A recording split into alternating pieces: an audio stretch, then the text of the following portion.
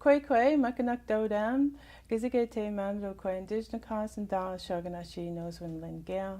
These wampum belts were exchanged in 1764 at the Treaty of Niagara during the ratification of the Royal Proclamation, the 1763 Royal Proclamation. The Royal Proclamation is often referred to as the Indian Magna Carta, and it's often sometimes even referred to as Canada's original constitutional document. So it is a very, very important document. But as an Algonquin Anishinaabe, I've always found that that idea that the Royal Proclamation was the Indian Magna Carta very confusing, and it took me a lot of time to understand why Indigenous people consider it to be such an important document. I've often heard people say that the Royal Proclamation protected Indigenous people's treaty rights, their rights here in what European people call the New World, what we call Turtle Island. And what confused me about that was because as an Algonquin person, as an Algonquin Anishinaabe Kwe, I knew that we didn't have a treaty. During the historic treaty process, our land and land-related rights were ignored. And it was very, very confusing because my family's home community, the Algonquins of Pikwakanagan, is so close to Parliament Hill. And Parliament Hill, as most people know, is on Algonquin territory, unceded Algonquin territory. So this bundle emerges, and the knowledge that I've learned emerges from my work as a doctoral student. I'm finished that process, but this was part of my doctoral process. And I have many teachers I need to thank for taking pity on me and for helping me find this knowledge. It began with, I don't know if I'd say it began with, but certainly Doug Williams was a part of this learning journey when he gave me tobacco and he asked me to learn about this wampum bundle and to recreate it. And also I had other teachers such as Paul Williams and Alan Corbier. They gave me some oral teachings about this bundle and these wampum belts. And so I did a lot of reading, like John Borrow's work, and was very influential in my learning this knowledge about this wampum bundle and the treaty process in Canada. So I have to thank those teachers. And of course Annie Cooper, who taught me how to remake these wampum belts. And so, as I said, the Treaty at Niagara occurred in 1764, and it was a peace treaty, and it was called by William Johnson.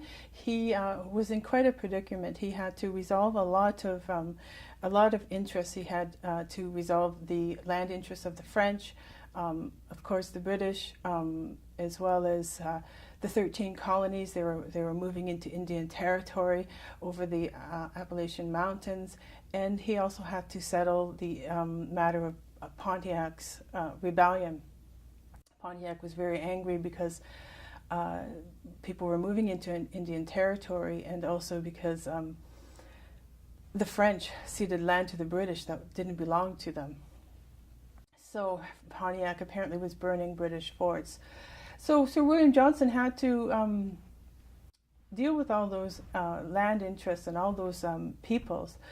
And so he called the Treaty at Niagara, and he commissioned Nipissing and Algonquin runners, and he in the winter and in the year before. The Treaty at Niagara took place in 1764 during the months of July and August.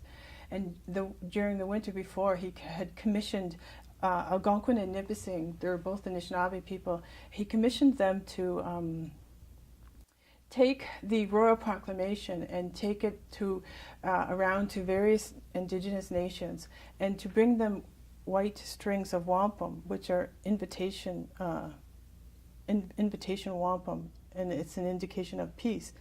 And so those Algonquin and Nipissing people did that, and they were very successful in doing that, because it is said that during the treaty at Niagara, as many as 2,000 chiefs arrived in over 24 different nations. And I, of course, always find it interesting that an Algonquin Anishinaabe was a runner, because again, it's very confusing that they knew who the Algonquin were. Sir William Johnson obviously knew the Algonquin were in the Ottawa River Valley, yet we don't have a treaty. We didn't get a treaty during the historic treaty process. So the at this great peace treaty, William Johnson realized that he had to use indigenous traditions of diplomacy. And so he had these wampum belts made. And these belts are recreations of those original belts. And I call them recreations versus reproductions, because the meaning in these belts is still alive today, and it is still in the minds and the hearts of indigenous peoples. So that meaning is not a reproduction meaning. It is a real, genuine knowledge and meaning. It's not a reproduction.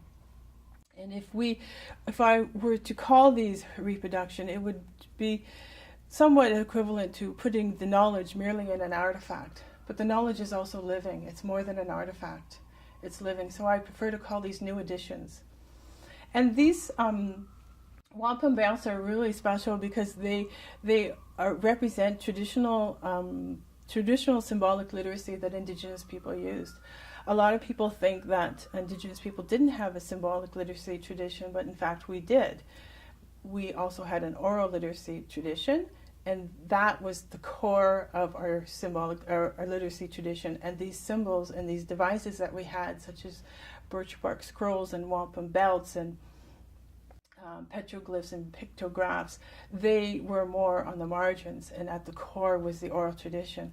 But again, so we did have traditional symbolic literacy. It was just different than a European system. And so these belts represent traditional symbolic literacy. And this belt here, it's I think I should also point out before I go on is that Wampum diplomacy was a way of knowing and being and preserving knowledge that many Indigenous nations used, such as the Mi'kmaq, the Huron, which are the Wendat, and the Anishinaabe people. A lot of people think that wampum diplomacy, their origins is with the Haudenosaunee nation, and although they did use it, there was other nations as well that used wampum diplomacy. It was, as I said, the Wendat people and the Haudenosaunee, the Wendat, the Anishinaabe, and the Mi'kmaq, for example, also used wampum diplomacy. And so this belt here was exchanged when William Johnson, again, he needed to resolve all those land interests. And he had already had a treaty with the Haudenosaunee people. It's called the Covenant Chain. And he needed to establish a Covenant Chain relationship with the Anishinaabe people. And this belt here is called the Western Great Lakes and British Covenant Chain Confederacy Belt. And it's, it's of course,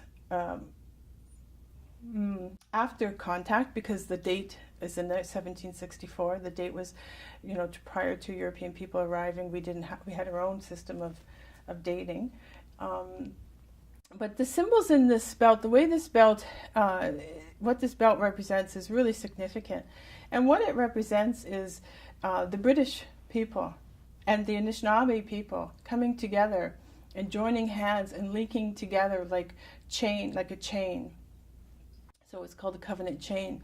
And it talks about the need for the Anishinaabe people and the British people to understand that the relationship was a relationship that constantly needed work, and much like we would polish our silver to shine it, the chain represents that idea of polishing work. So it talks about a relationship, a long-standing relationship that requires work versus this is a one-time deal and it's over.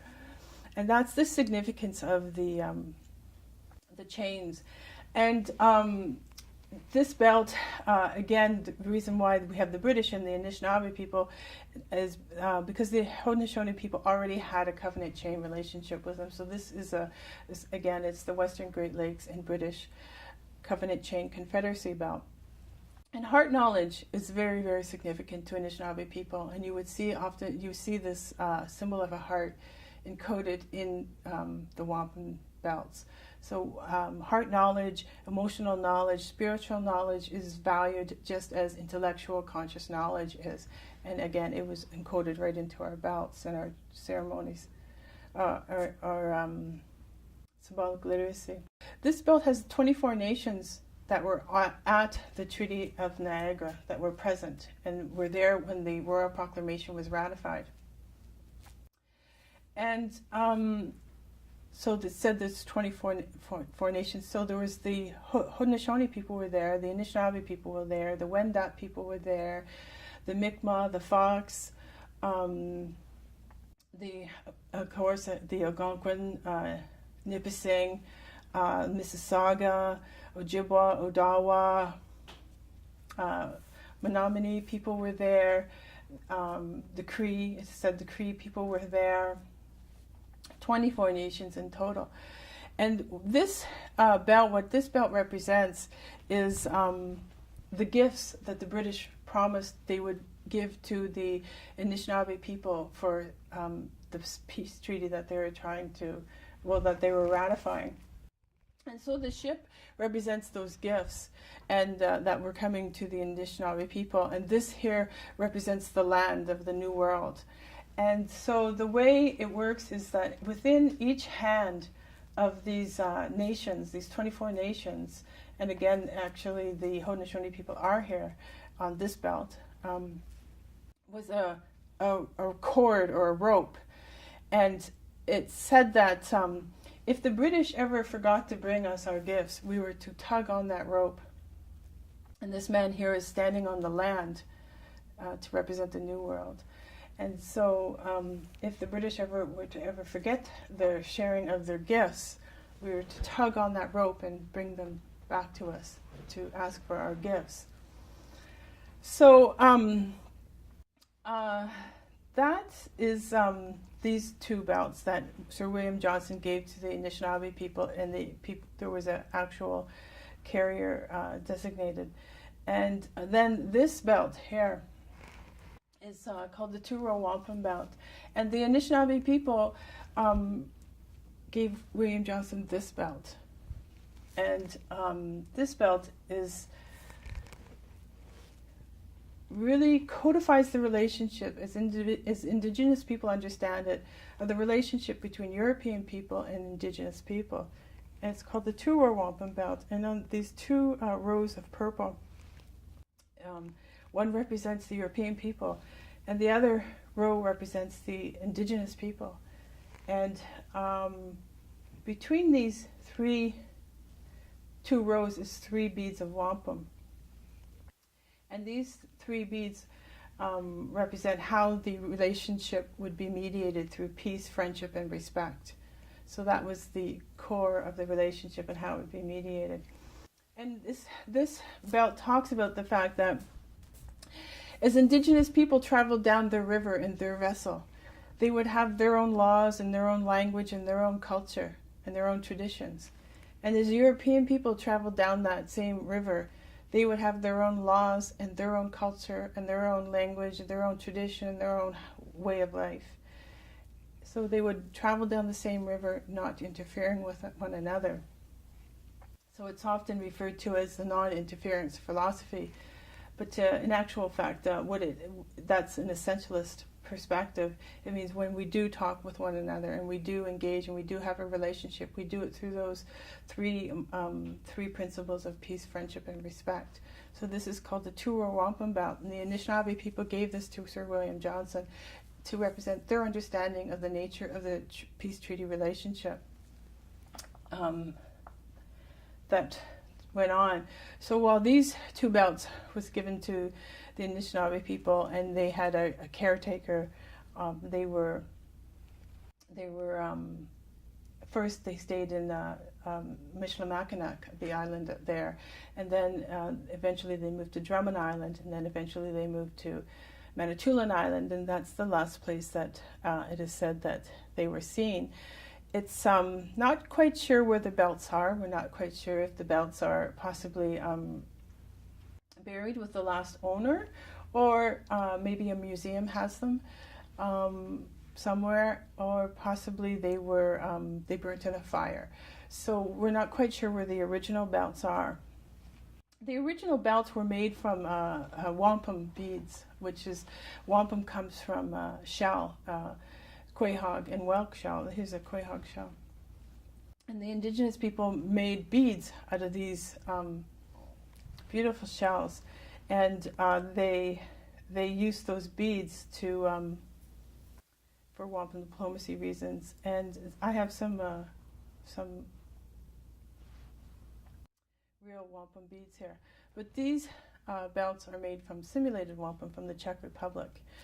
And I have no qualms that they're made from simulated wampum, because for me the knowledge is not so much in the material item, it's in the reading and the knowledge that's in Indigenous people's hearts and minds today. But it is important that I do tell you that knowledge. I think what's also really important about these belts is that when you read the Royal Proclamation, which is referenced in Canada's Constitution, when you read that Royal Proclamation, it itself is very confusing. I think it's written with forked tongue discourse, what a lot of old time Anishinaabe people would say forked tongue, meaning it was hypocrisy in the text. So what happens when you read the Royal Proclamation, and it's not very lengthy, it's actually quite short, but it talks about Indigenous people as being nations, but then it also refers to us as being subjects. And so what's really important when you read that document is the best way to really decipher the text is this: you also have to read the Wampum Belts. So in reading the Wampum Belts, you decipher the contradiction in the Royal Proclamation, and you get at the real meaning of the events that took place in 1764. I also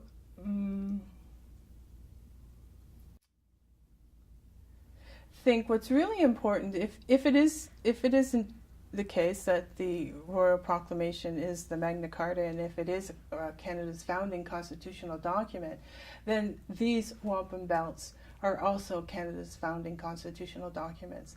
It is just not the text of the Royal Proclamation. If you read the Royal Proclamation and you interpret Canada's understanding from that, you have a very colonized, colonial, oppressive understanding of Canada's beginnings. It's interesting that the Algonquin Anishinaabe have been ignored in the treaty process, the historic treaty process. We were totally ignored, which really doesn't make a lot of sense, because Champlain recorded the Algonquin people in the Ottawa River. We were one of the first people he recorded. So you can be sure that Canada and William Johnson fully knows that the Algonquin people were there. So it's interesting when you think about the fact that they were ignored during that historic treaty process. It makes you wonder, how did that happen? And I think what happened was the Anishinaabe people, Algonquin included, were allies to the French. They were not allies to the British. And so there was some motivation to, I think, undermine the Anishinaabe people and the Algonquin Anishinaabe people. And also, I think because Canada was trying to build this country, and they knew that the Ottawa River Valley, and also where the Parliament buildings are constructed, it sits on Algonquin Anishinaabe territory, and so they needed to mask and hide that knowledge. It's often said that when a nation such as Canada breaks up, it breaks up on the ethnic Indigenous boundaries and territory lines. And so the Algonquin Anishinaabe people are located in Quebec as well as in Ontario. And we're central. That's the heart of Canada. Maybe not geographically, but at the time when Canada was first emerging, Upper and Lower Canada, the Algonquin Anishinaabe territory was right at the core. And there was a need to hide that, oppress it, push it underground. And that's why I think the Algonquin people were ignored during the historic treaty process. That's my analysis of it.